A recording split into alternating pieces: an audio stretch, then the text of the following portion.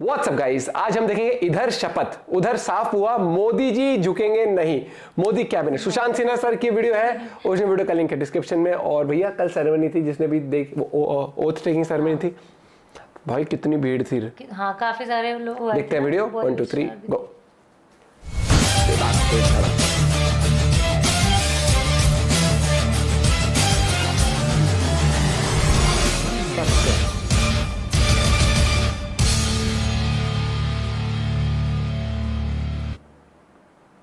नमस्कार दोस्तों, बहुत स्वागत है आप सभी का। मैं हूं सुशांत सिन्हा। आज के इस वीडियो में बात होगी उस विषय की जिसको लेकर बार बार सवाल उठ रहे हैं कि क्या नरेंद्र मोदी अपने तीसरे कार्यकाल में कमजोर हो जाएं, क्योंकि विपक्ष जीत तो नहीं पाया। राहुल गांधी कहते रह गए कि लिख के रख लो, मोदी नहीं आने वाले। अब ये भी नहीं बताते कि जिन लोगों ने लिख कर रखा था क्या करें, कागज नहीं दिखाएंगे, यही बोलना है क्या? जो भी, लेकिन विपक्ष जो भी माहौल बनाए वो सरकार तो नहीं बना।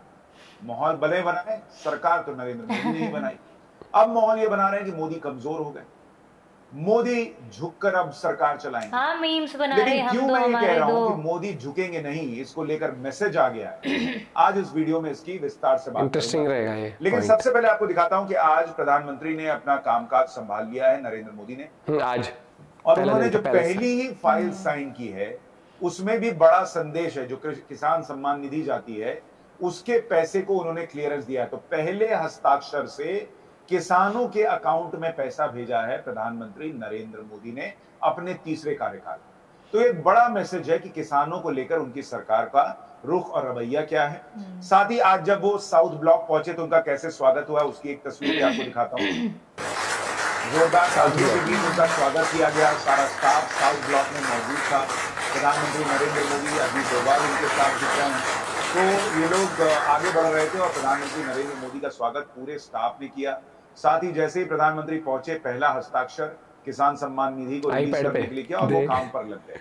तो अब से थोड़ी देर में और जानकारियां आ जाएंगी प्रधानमंत्री की कैबिनेट को लेकर और दूसरी चीजों को लेकर। लेकिन वो मैसेज क्या है जो बता रहा है कि नरेंद्र मोदी झुकने को तैयार नहीं है? आज जरा मैं आपको इसके बारे में बताऊं।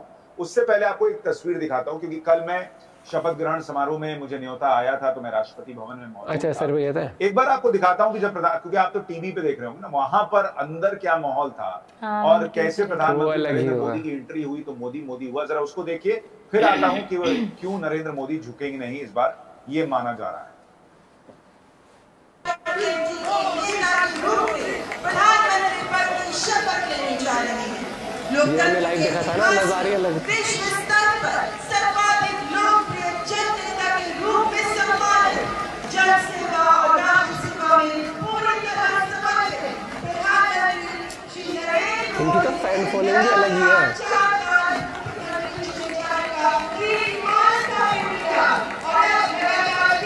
ये तस्वीरें हैं प्रधानमंत्री नरेंद्र मोदी जब शपथ लेने के लिए पहुंचे थे उस वक्त की। तो बहुत जबरदस्त माहौल था और कई लोग आए हुए थे, जिसमें अक्षय कुमार, शाहरुख खान वगैरह आए हुए थे। जहां पर मैं बैठा था वहीं पर सामने ही बैठे हुए थे वो लोग भी। तो वो लोग भी गौतम अडानी, अंबानी, सारे लोग आए हुए थे। मल्लिकार्जुन खड़गे जो है वो सिर्फ कांग्रेस प्रेसिडेंट आए थे और तो कोई मुझे दिखा नहीं। अच्छा, नीतीश कुमार वगैरह सब लोग थे और कई पड़ोसी देशों के जो राष्ट्राध्यक्ष हैं वो भी पहुंचे हुए। लेकिन सबसे बड़ा सवाल पूछा जा रहा था कि भाई नरेंद्र मोदी इस बार सरकार चलाएंगे कैसे, और क्या वो झुक कर, अब एक होता है ना कि आदमी कड़ा एकदम खड़े होकर वैसे सरकार चला रहा है, क्या नरेंद्र मोदी वैसा नहीं कर पाएंगे? इसका जवाब नरेंद्र मोदी की के मंत्रिमंडल से कैसे मिला, आप देखिए। अपने आप में ऐतिहासिक है। जैसे उनका शपथ ग्रहण ऐतिहासिक है, वैसे उनका मंत्रिमंडल भी ऐतिहासिक है। आप देखिएगा, जैसे इस बार पहली बार जब नरेंद्र मोदी प्रधानमंत्री बने थे तो उन्होंने 46 मंत्रियों को शपथ दिलाई थी। उनकी कैबिनेट में 46 मंत्री थे। 2019 में ये आंकड़ा बढ़ा और 58 हुआ। और मोदी 3.0 में 72 मंत्रियों ने शपथ ली है, जिसमें 30 कैबिनेट मंत्री हैं और 31 जो है वो राज्य मंत्री हैं। ये इस वक्त बताया जा रहा है।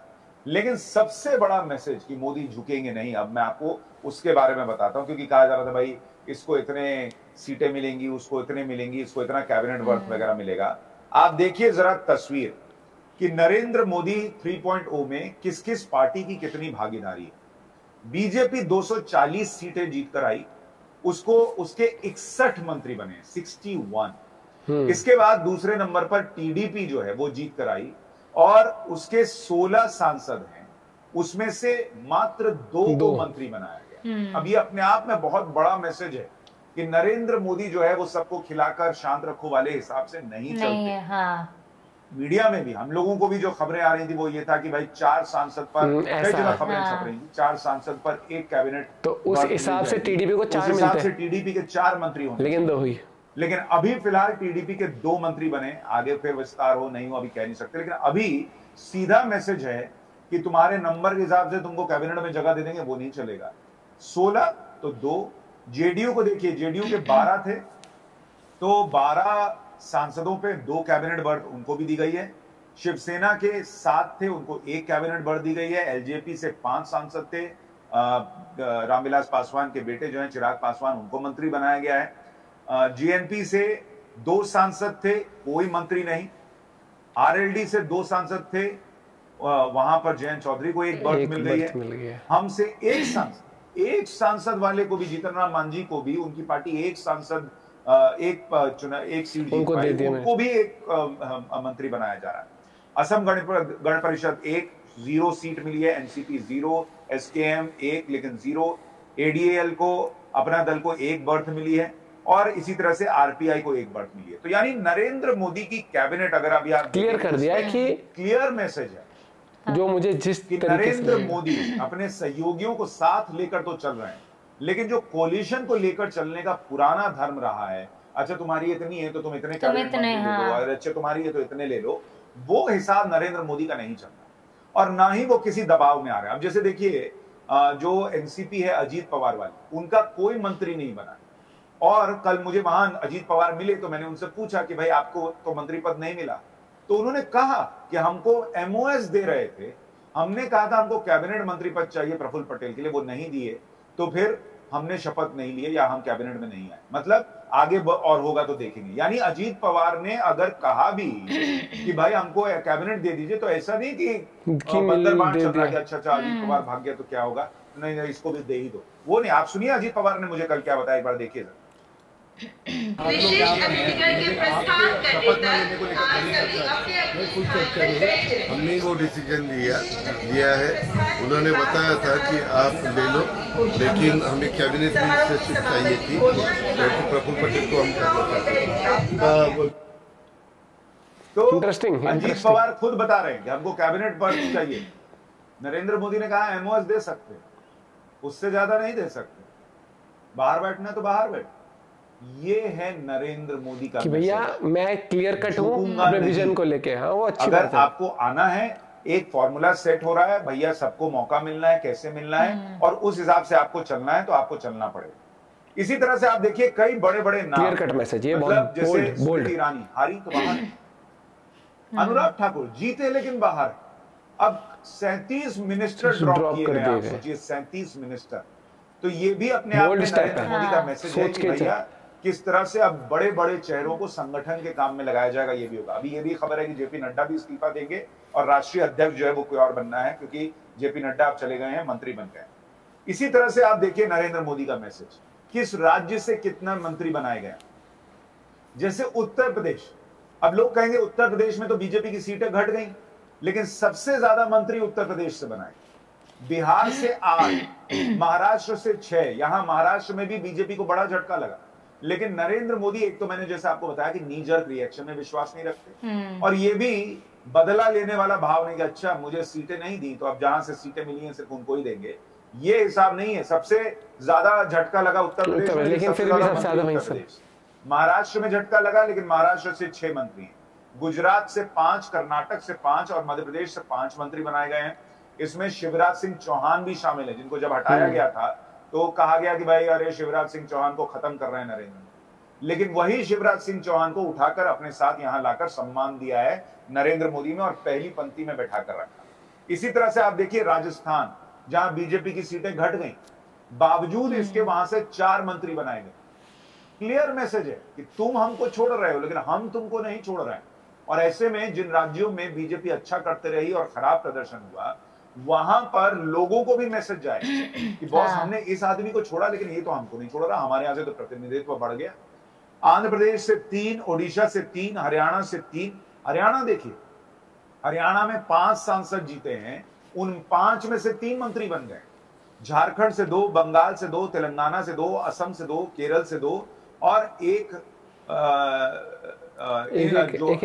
हिमाचल वगैरह, गोवा, जम्मू कश्मीर, इन सब से 9 ऐसे मंत्री हैं जो अलग अलग। दिल्ली से हर्ष मल्होत्रा को बनाया गया, उत्तराखंड से अजय टम्टा को बनाया गया है, पंजाब से रवनीत सिंह बिट्टू, बताइए रवनीत सिंह बिट्टू हार गए लेकिन उनको मंत्री बनाया गया। तो पंजाब ने भले सीटें ना दी हो, लेकिन पंजाब को प्रतिनिधित्व मिला। तो ये नरेंद्र मोदी की खासियत है बॉस। वो ये सारी बातें ये दिखा रही हैं कि नरेंद्र मोदी का 3.0 कार्यकाल भी वैसा ही चलेगा जैसा चला था। तो लोगों के क्लियर कट डाउट्स क्लियर कर, एक सिस्टम से चलता हूं, आप मेरे साथ आए तो ठीक बहुत अच्छा, लेकिन मेरा सिस्टम आपके हिसाब से बदल, सिस्टम हैंग नहीं करने का, बहुत देश बदलने के लिए चल रहे हैं और उनको पता है कि जो सिस्टम बनाया है 10 साल में, अगर उसको ही बदल दिया तो फिर सारी मेहनत खराब, सब बेकार, सब जीरो। तो फिर सरकार चलाने का फायदा क्या रहा? इसलिए नरेंद्र मोदी चल तो रहे सबको साथ लेकर, लेकिन मैसेजिंग भी है और साफ साफ संदेश है कि मोदी झुकने वालों में से नहीं है। एक और आपको मैसेज दिखाता हूं, जैसे सीधा सीधा बता दिया, केरल के त्रिशूर से इस बार सुरेश गोपी जीता। ये बीजेपी के लिए बड़ी बात है कि केरल में उनका खाता खुला, तो उनको भी कैबिनेट मंत्री की शपथ दिलाई गई। लेकिन वो कह रहे हैं कि भाई मुझे फिल्मों में काम करना ज्यादा अच्छा लगता है, मैं सांसद के तौर पर काम करूंगा, लेकिन मैं जो है वो कैबिनेट मंत्री नहीं रहूं। तो हो सकता है वो खुद ही कह रहे हैं कि आगे मुझे हटा दिया जाएगा, तो ये भी होगा। लेकिन केरल के मैं लोगों को ये, अब भाई ये चाहते हैं कि मुझे नहीं बनाया, ये बात कैसे पता चलेगी? कल को नहीं बनाया जाता और ये कहते कि भाई मैं तो चाहता ही नहीं था, तो लोग कहते हैं मिला नहीं हमको, मिलने वाला नहीं। तो इसलिए इनको कैबिनेट मंत्री की शपथ दिलाई गई। बाद में अगर ये अपनी मर्जी से कहेंगे नहीं मुझे फिल्मों में फोकस करना है, मुझे टाइम नहीं मिल रहा, उससे केरल की जनता को ये मैसेज नहीं जाना चाहिए कि देखिए हमने बीजेपी में विश्वास किया, हमने कोई उस तरीके से नहीं, हमने जो है बहुत ज्यादा सीटें नहीं, या उनको ये नहीं लगना चाहिए कि हमने कुछ गलत कर दिया बीजेपी को। तो हर राज्य का प्रतिनिधित्व दिख रहा है, पैन इंडिया प्रतिनिधित्व दिख रहा है। सीटें कम दी तो तुमको मौका कम देंगे, ये नहीं दिख रहा है। साफ साफ नरेंद्र मोदी का जो विजन है वो नजर आ रहा है और मोदी झुकेंगे नहीं ये भी दिख रहा है। जिस तरह से गठबंधन के साथियों में कैबिनेट पदों का बंटवारा हुआ है, कहीं से भी ये नहीं लग रहा है कि भाई टीडीपी के 16 सांसद हैं तो इनको एकदम गोदी में खिलाना है और जेडीयू के 12 सांसद हैं तो इनको जो है कंधे पे बैठाना है। और इस पे तो मीम बना रहे हैं वो कांग्रेस वाले, हम दो हमारे दो, लेकिन कैसे चलाएंगे मिलीजुली सरकार। और वो सिस्टम नरेंद्र मोदी ने बनाया है, चलना तो होगा उसी सिस्टम से, ये नरेंद्र मोदी ने साफ कर दिया।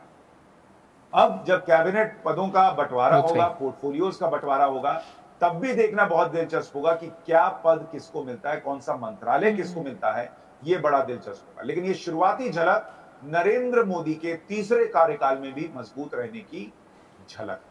आपको क्या लगता है कमेंट बॉक्स में लिखकर जरूर बताइएगा। वीडियो को लाइक और शेयर करने के अलावा चैनल को सब्सक्राइब कीजिएगा। नमस्कार।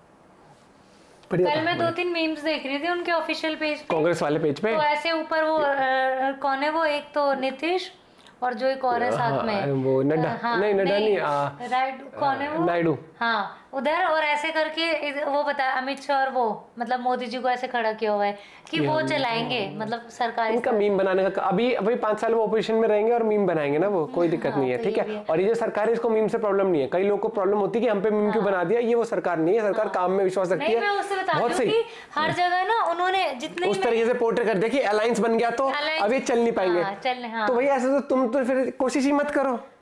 तुम एक तरह से वही वाला वो बता रहे हो कि अलायंस चल नहीं पाता है, जिस बेस पे तुम अपनी सरकार बना रहे थे, अपने उसमें ना खुद ही गुड़ गोबर कर देते हैं। गजब दोगलापन है। इनकी मार्केटिंग अच्छी हुई है सोशल मीडिया वाली, लेकिन अभी ये थोड़ा सा थोड़ा। और सर ने जिस तरह से एनालाइज करके बताया, सुशांत सर ने, कि बहुत बड़ी तरीके से कि उन्होंने मंत्री पद, जो न्यूज में भी सर्कुलेट हो रहा था कि 4 मंत्री पर, वो 4 उस पे सांसद पर एक वो मंत्री कैबिनेट मिनिस्टर का पोस्ट देंगे उस तरीके से, लेकिन वो सब चीजें हटके आपके सामने जिस तरह से आई है, तो वो ये कि मोदी जी का ये है कि भाई देखो साथ चलोगे ठीक है, नहीं तो नहीं। और मुझे लगता है कि अगर लोग ज्यादा डिमांड करते तो मोदी जी उनमें से थे, वो कहते भैया इससे बड़े मुझे चलाना ही नहीं है। वो भी बहुत क्योंकि बड़ा वो स्टांस, सीधा है, हाँ। उनका विजन भाई वही किसी को भी इस बेस मेरे पे को नहीं। तो सही बोल याद आता है कि हम तो फकीर आदमी हैं, झोला उठा के चल देंगे। हाँ हाँ, अगर कुछ क्योंकि एक चीज बताते हो, खोने को कुछ है नहीं ऐसा, समझ रहे हैं? देश के लिए काम करना है, देश हर के एक लिए चीज। काम करना है उन्हें एट द एंड। भाई कल तो एक बहुत ही गजब नजारे थे जब लोग आए हुए थे वहां पर। मोदी 3.0 में बहुत सारी चीजें डिसीजन ली जाएंगी, हाँ। तो तैयार रहिए, अपनी अपनी कुर्सी की सीट बेल्ट बांध लीजिए। 5 साल के बहुत सही से डिसीजन आने वाले हैं और मैं चाहता हूँ आए, यूसीसी हो उसमें से एक। और बाकी आप अपना पॉइंट ऑफ व्यू शेयर कर सकते हैं। और जिस तरीके से कल लोगों का विश्वास दिखा, जैसे उन्होंने उनको मिला, लेकिन उन्होंने फिर भी ये, लेकिन अच्छा स्टेप था कि मोदी जी ने फिर भी दिया उनको, ताकि लोगों को ये गलत अफवाहें ना फैलाए कि देखो वो भाई साहब दिया नहीं उस तरीके से। और कोई इन्होंने कोई भेदभाव नहीं करा है, जो चीज सही लगी सिस्टम वाइज कि मुझे ये चीज है, मुझे यहाँ पर इनकी जरूरत है, तो वो सही। जैसे पंजाब से वो नहीं जीते फिर भी उनको दिया, और जैसे स्मृति ईरानी और उनको अब यार वो उधर से हटाया कैबिनेट, तो वो डिसीजन लेके चल रहे हैं, वो सोच समझ। उनका ये है जब देश तरक्की करता है आपको चेंजेस लाने पड़ेंगे, अगर कुछ गड़बड़ हो रही है तो उस हिसाब से भी चलना पड़ेगा, या आपको लगता है कि जो मेरा एक सिस्टम है उस हिसाब से। धोनी ने जब वो लोगों ने कितना क्रिटिसाइज किया था, जैसे बोलता है कि यंग प्लेयर्स को लाना चाहता हूँ मैं आगे, तब काफी उसका ये था कि सीनियर प्लेयर्स को ऐसे कर दिया वैसे कर दिया, और आज देख लो धोनी अलग ही हुआ है, उसके डिसीजन के आज भी लोग वो करते हैं। तो ये कैप्टन है ना टीम के, हाँ। और भाई कैप्टन डिसीजन लेगा तो कौन लेगा। वीडियो पे वो करा था कि जिन्होंने बोला था कि अगर वे इनको देखो, एक तरह से धोनी है वो, जैसे टीम को लेके चलते हैं। हमने एक वीडियो में देख, किसकी वीडियो देखी थी, हमने रिएक्ट भी किया एक चीज तो आपको पता लग कि मोदी जी झुकेंगे नहीं, वो चलेंगे, उनका विजन बहुत क्लियर है, काम करना है, सीधा काम करना है, बढ़िया करना है। अफवाहें फैलाते रहो देश के अंदर, कुछ भी झूठ बोलते रहो, खटाखट बोलो चाहे फटाफट बोलो, ठीक है। और बहुत सारी चीजें जो अब लोगों के सामने आ रही हैं कि जैसे अगर लोगों ने कैलकुलेट करके देखा कि 32 लाख वो 32 कितने 32 लाख करोड़ ऐसे कुछ का बैठा था यार, वो पता नहीं कितने हजार को, नहीं 32 पता नहीं कुछ ऐसे था। 32 करोड़ घर तक वो उज्ज्वल योजना पहुंची थी, वो गैस सिलेंडर।